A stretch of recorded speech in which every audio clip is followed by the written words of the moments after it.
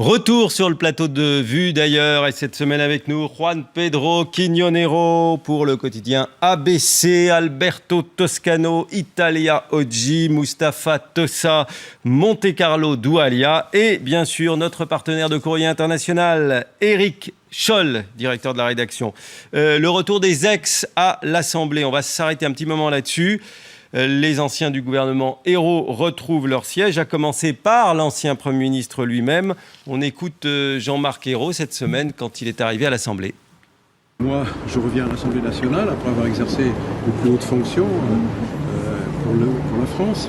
Donc je reviens avec un état d'esprit très serein, fier du travail accompli, honoré par la confiance que m'a fait le président de la République et dans d'autres fonctions plus libres sûrement, mais avec le même souhait, c'est de contribuer à la réussite de la France. Alors, il va intégrer la commission des affaires étrangères. Ça paraît presque des images d'archives quand on voit Jean-Marc Ayrault maintenant. Il va jouer un rôle ? Non, mais surtout quand on voit Jean-Marc Ayrault dire « je reviens avec une mentalité très sereine » et tout ça, c'est du pipeau. On va assister au retour des frustrés et des amers au Parlement, ceux qui ont été éjectés du gouvernement Valls. Et je ne crois pas qu'ils ont ce politiquement correct pour avoir cette solidarité avec le gouvernement. Ils vont tout faire pour agrandir les rangs des mécontents déjà au sein du Parlement. Moi, je suis convaincu que Cécile Duflot ne sera jamais aussi solidaire comme elle a été Cécile Duflot, c'est le cas des Verts, on va en parler dans un instant. Jean-Marc Ayrault, attention, Jean-Marc Ayrault, sa relation avec Manuel Valls, le gouvernement n'est pas si idyllique que ça, malgré toute la langue de bois qu'il nous sert à cette occasion. Il y a quelque chose de... Vous pensez à un Ayrault revanchard, Éric ? Moi, je ne crois pas. Effectivement, il ne doit pas être la sérénité même, et on peut comprendre que ça soit très compliqué. Il vient de passer 2 années très difficiles. Il a été très critiqué, donc c'est pas la chose la plus facile. Maintenant, Jean-Marc Ayrault ne représente pas un courant politique au sein du Parti socialiste. Il était hollandais, il a aussi, on peut dire que c'était entre guillemets un bon soldat. Et je pense qu'il va continuer dans cette voie-là à appuyer finalement son président et ce qu'a fait le président. Il ne faut pas oublier que les anciens premiers ministres ou ministres sont maintenant dans une situation confortable. Avant la réforme constitutionnelle précédente faite par Sarkozy, il devait y avoir des élections pour les faire revenir au Parlement. Maintenant, ils reviennent automatiquement. Je pense que Manuel Valls a d'autres soucis que Jean-Marc Ayrault. Il était un Premier ministre mou et il va être un député mou. On ne peut pas attendre d'Ayrault des initiatives spectaculaires pour résoudre sa commission la crise ukrainienne. C'est un personnage sympathique qui parle bien allemand et qui n'apporte rien. Alors non, pas du tout. Il faut rappeler une chose, juste avant, juste une, 2, 3 petites phrases. On a eu effectivement un Premier ministre mou, mais il faut se rappeler qu'il était un chef de groupe parlementaire socialiste du temps de Sarkozy, extrêmement combatif et extrêmement agressif. Il faut revenir aux archives. Il va prendre toute sa place. Il faut revenir aux archives. Vous avez parlé de Cécile Duflot. Là, le cas est peut-être un petit peu différent, mais pour l'instant, là aussi, des mots très polissés. Vous allez la voir, c'était chez nos confrères de France 2. Je suis surtout une députée fidèle à mes convictions. Je soutiendrai avec beaucoup de détermination les projets qui iront dans le bon sens. En revanche, je m'exprimerai tout aussi fortement quand je pense que nous faisons des erreurs et que le gouvernement fait une erreur. Bon. Alberto. Les Français sont en train de nous donner un exemple pas exaltant de politique politicienne. Ça existe ailleurs. Hein. Si, ça existe ailleurs. Mais pas chez les Verts allemands, par exemple, qui sont beaucoup plus cohérents. Les Verts français adorent avoir un pied dans le pouvoir et un pied dans l'opposition, avec parfois quelques accents populistes. Aujourd'hui, les Verts français, à la veille des élections européennes, qui pour eux sont très importantes, parce que l'autre fois, ils ont eu un résultat excellent, ils essayent de ménager la chèvre et le chou pour ratisser le plus large possible. Ce n'est pas une méthode politiquement valable, ce n'est pas une méthode politiquement très sérieuse, ce n'est pas une méthode exemplaire à une période de crise. De ce point de vue-là, je crois que la franchise de Manuel Valls est beaucoup plus efficace que les ambiguïtés des Verts. Alors, Éric, et puis on repasse... Moi, il me semble que Cécile Duflot, elle poursuit un objectif assez clair qui est en même temps un objectif personnel. On sait qu'elle est très intéressée par la région Île-de-France. Alors peut-être que les élections vont être décalées d'un an, mais un de ses objectifs politiques, c'est la conquête de la région Île-de-France. Et un autre objectif, c'est évidemment, sûrement 2017, être la candidate verte pour 2017. Et en ce sens-là, elle va retrouver une liberté de parole qui va lui permettre de marquer des points Mais personnellement. pour conquérir une région, il faut qu'à un moment donné, elle ait l'appui des socialistes. On va voir, Sinon, justement. ça va être difficile. Il n'y a pas nécessairement... La politique, c'est aussi des petites phrases méchantes. Ça fait vivre les journalistes, ça fait vivre les parlements. Et je compte sur eux parce qu'ils nous apportent plein de petites phrases méchantes. Il y en aura. Peut-être plus après les européennes qu'avant. C'est ce que j'ai compris. Avant aussi. et après, pourquoi pas. Mais derrière les petites phrases méchantes, il y a toujours une vision de l'action politique. Et sur ce point, Cécile Duflot apporte de l'air frais devant des personnages comme Hérault que c'est mou. Ouais, Moi, je crois que si on veut... Héros 0, Duflot 1 pour vous. Voilà. Moi, je crois que si on veut sous-titrer un petit peu la déclaration que vous venez de diffuser de Cécile Duflot, le message subliminal et politique, il est clair. Manuel, tu m'as éjecté du gouvernement, tu ne l'emporteras pas au paradis. Je ferai. Il l'a pas éjecté, elle a refusé les offres que lui a faites Manuel Valls. C'est une manière de l'éjecter, c'est la Mais c'est elle qui a refusé d'entrer. une manière de le pousser à partir. Tu l'emporteras au paradis, je ferai tout pour te compliquer la tâche.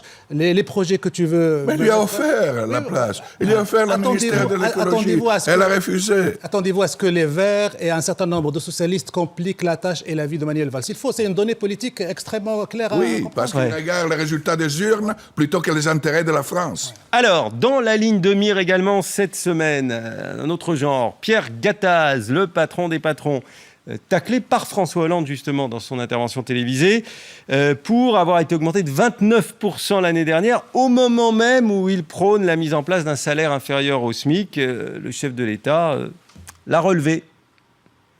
Chacun doit être responsable. On ne peut pas demander la baisse du SMIC, voire même sa suppression, et en même temps considérer qu'il n'y a pas de salaire maximum, que tout est possible pour ceux qui sont en haut et que rien ne serait possible pour ceux qui sont en bas. Ça, c'est un principe qui est contraire à l'idéal même de la République. Alors Pierre Gattaz s'est justifié sur son blog, il dit que c'est lié au bonus, que son salaire est inférieur à celui d'un patron d'une entreprise publique, au salaire plafond. Il y a un problème Gattaz ou... Un point pour Hollande, 0 pour Gattaz. Le seul problème, c'est que pour Pierre Gattaz, ça fait plusieurs zéros, ça fait plusieurs erreurs, en tout cas là, de communication, ou plus que de communication, là, une vraie erreur politique.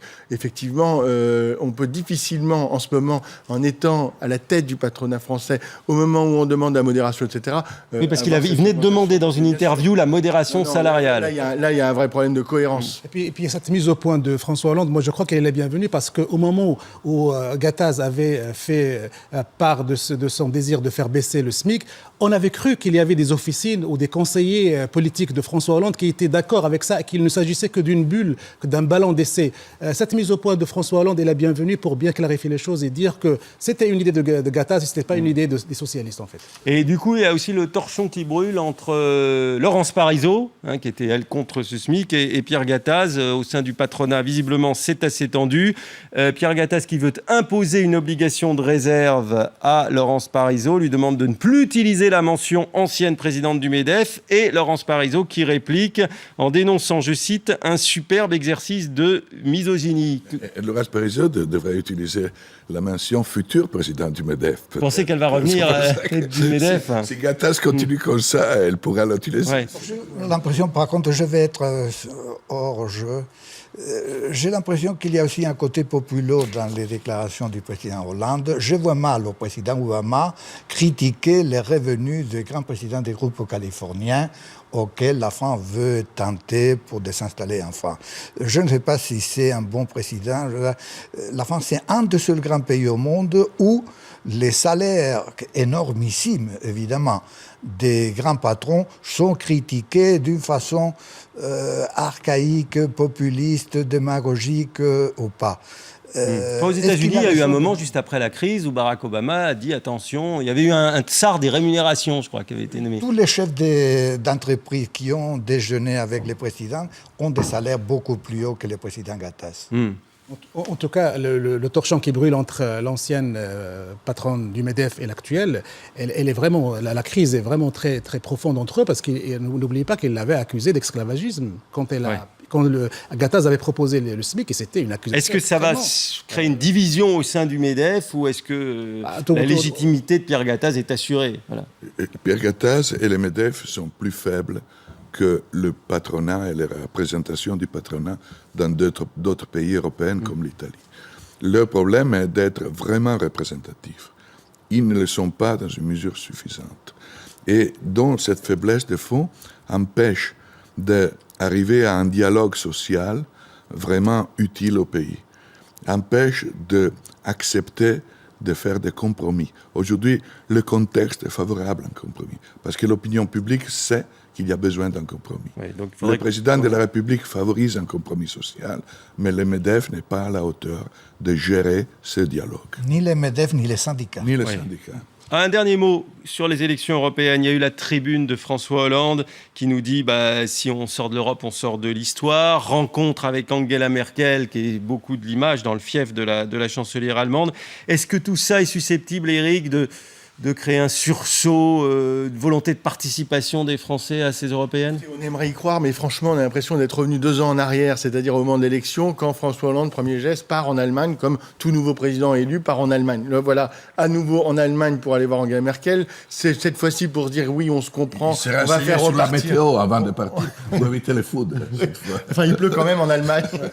Mais donc on a perdu un peu 2 ans, et les thèmes sont les mêmes, c'est-à-dire voilà les élections européennes, il faut que les Français se rapprochent de l'Europe. On voit que ce n'est pas le cas dans les différents sondages. Il faut que ça doit être l'Europe du progrès et non pas les progrès de l'Europe. C'est ce qu'il écrit. Mais au fond, il y a beaucoup de verbes, mais pas tellement d'actions. Et on a vu en 2 ans, et ça devait pourtant être son action immédiate, c'est-à-dire faire plier l'Europe et la ramener dans réorienter sur la croissance. Pour l'instant, il n'y est pas arrivé. On ne voit pas pourquoi aujourd'hui il arriverait davantage à, disons, réorienter par exemple Angela Merkel, car on sait que c'est quand même elle, la grande patronne de l'Europe aujourd'hui. Il y a un problème de la France avec l'Europe. La France était déjà incapable d'accomplir le pacte de stabilité à l'époque du président Chirac, a été incapable de l'accomplir avec le président Sarko, et pour l'instant, on verra bien qu'est-ce qu'il est capable de faire notre bien-aimé Moustapha. Et puis la tribune de François Hollande dans Le Monde, moi je l'ai lu comme ça, c'est une manière de Hollande de lutter contre ce qu'on peut appeler l'europhobie.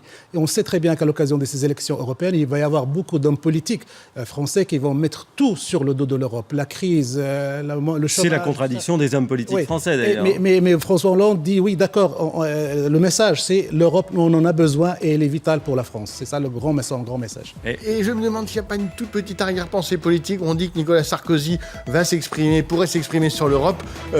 François Hollande, en faisant cette grande interview dans Le Monde, qui est assez posée, lui dame un peu le pion. Messieurs, merci à tous les 4 d'être venus sur ce plateau. Vu d'ailleurs, c'est terminé pour aujourd'hui. Rendez-vous la semaine prochaine, même heure, même lieu.